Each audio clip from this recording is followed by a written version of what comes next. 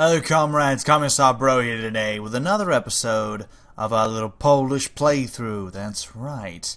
This is like the 12th episode or something like that. The 12th or 13th, I don't know, somewhere around there. And basically what we're doing right now is we're at war with the Italians. That's right. Now the Italians were pretty much caught by surprise, but they picked up a massive army that mobilized very quickly, made up of more than, Jesus, I don't even know, more than 1 million men? Well past it, at least. Now, our army technically is smaller in divisions, but we make up for that in having far more artillery, more tanks, more ways to basically just completely ravage them, to be absolutely brutal about it. That's right, we have a lot. So what I'm going to do is I'm also going to take our Air Force, the 9th Air Force, and we're going to bomb the hostile units in Marsh. That's right, we're going to see what happens. And, okay, we took a little bit of damage, but we didn't lose anything yet.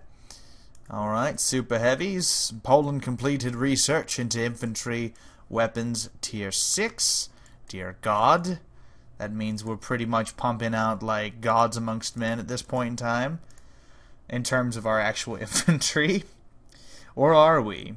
Nope, it still looks like everything's pretty much mechanized infantry 5. I'm surprised militia hasn't gotten better as we've improved everything else. That's kind of weird. No big deal, no big deal. So I guess we'll just keep building these guys. Yeah, just keep building our mechanized infantry 5. Or maybe we have to wait till next turn before it kicks in. I guess we're about to find out. But, again, we have to go all the way down this little line and research all this delicious stuff that we need. That's right. So it's going to take 100 turns to get deep defense, 75 turns.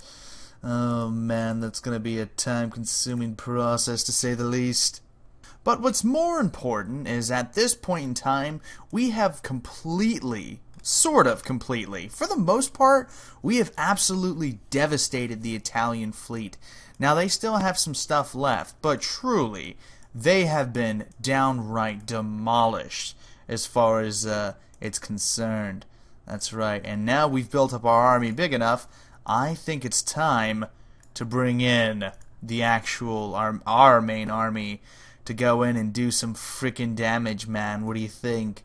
And we've also bombed a little bit. We haven't killed any divisions, but we have done enough damage to put a small dent in them so that the main army can come in, provide support to our armies, and boom, shakalaka, we're going to bring them down. That's right.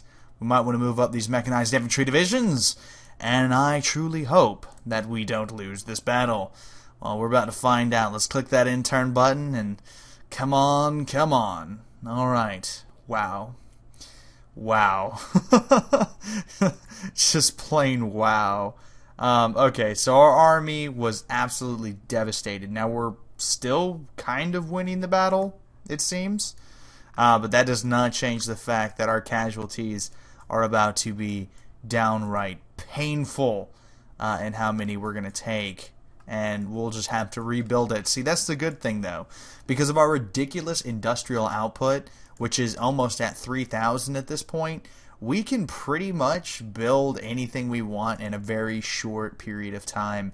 Now, of course, I'm still more geared towards an economic outcome, hence that's why we haven't done that yet. But truly, this will not be an issue for us. We'll pretty much be able to build up a massive army super fast whenever I feel like it. And it looks like we're still winning the battle. We've almost wiped out all 1 million of the Italian men and made Italy ours. Now the question is, are we really going to take Sicily over? Probably not. No, we've got the mainland, and that's all I really care about for now. What we'll probably move, we'll let our allies take the rest, because you see, it looks like Lithuania and Estonia are already well ahead of themselves, kind of conquering land down there. And Libya's a new formed power who we're about to become friends with. Come on, join on into the Polish alliance there, dear Libya. That's right. Now, something else that's going on in the world right now is Japan declared war on France. Now, why they did this, I have absolutely no idea. especially considering they're already just barely holding off the advances of China and the UK in their combined war efforts. I think. Why is that UK army in the same territory as Japan? Okay, well that's confusing, misleading. Huh. Well, it looks like the Japanese are doing better than I thought. But at the same time, they're not doing quite good enough. No, they're like a mixture. They're doing a little good, but they're doing a little not good either. You know, if they would actually bring all their tanks into one territory, because they have naval superiority. The Chinese have nothing on them in terms of navy. And if the Japanese would concentrate their naval forces, they could put some serious dents into the UK. So what I would think is that I forgot about this army over here. That's a pretty big army we've got over there. What I would think is if you gave control of Japan to a human player, they could do some serious damage to China and to the UK in the East. Yeah. I notice in a lot of games, especially the Making History games, Japan is never able to compete with China in the long run. Which, I mean, is true to a degree, because, I mean, that's kind of what happened. But China also got a lot of assistance from foreign powers. So it's like, you know what I mean? Yeah, you know what I'm talking about. Did we actually lose any airplanes? Surprisingly enough, we did not lose any airplanes in our bombing raids. That's right. Oh, and look at that. Look at that. Just completely wiping out what's left of the Italian fleet. But it looks like our fleet's actually out of resources now. That's no bueno, sir. No bueno at all. But our main army is also downright devastated. I mean, this thing was at 6,000 attack power. Now it's down to 2,000. I mean, we took a hit. If ever there was a hit to be taken, we definitely took it. That's just a nice way of putting it, isn't it? So it kind of makes us wonder, now that Italy's pretty much been defeated and our allies are pretty much going to carve up the last vestiges of territory like Albania here. Italy declared war on the United Kingdom. See, like that. Like, why would they do that? You're losing. You're getting destroyed right now. Why would you declare war on such a powerful power? But anyway. But yeah, like as our allies kind of take over these other regions that I don't care much about, I'm out of food, and I just now realized this. That is not good. That is not good at all. We need food. We have... Well, look at me not paying attention, sitting here industrializing and building highways and railroads and all sorts of junk. Oh, well, I guess I kind of get that, don't I? Which one of these is infrastructure? Yes, revolt risk, region improvements. Alright, we want to look at transportation. So this is looking at our transportation. Now, black or gray is railroad improvements. Yellows would be highway, or sorry. Black or gray is like paved roadways. Yellow is highways, and light blue is railroad. Light blue is the highest. As you can see, we're slowly improving the infrastructure in all of these regions. And yes, it is coming in time, but a lot of them are very far behind. Like if we look at a lot of our Russian territories just have railroads. And, I mean, some of them still don't even have paved roads. But, I mean, what are we going to do about that? We could go in and fix it, but I don't care that much.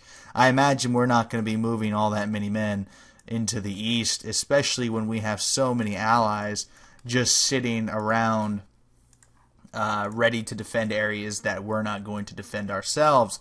Especially Latvia and Estonia, who have come out of this war much stronger.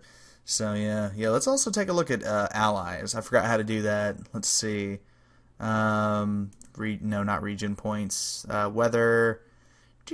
Well, I guess it would be this one. Fucking the empire view, wouldn't it? So this is what our empire essentially looks like. All of our allies and us combined. That's right. We are pretty much... Actually, no, this one's us. So Poland's here. So this is Poland. This is all occupied territory, all the light blue, that has not yet surrendered. The red areas are the areas we're at war with, and green areas are our allies. So you can tell that we have made a lot of allies out here. And yeah, yellow would be puppet states. Alright, so cool.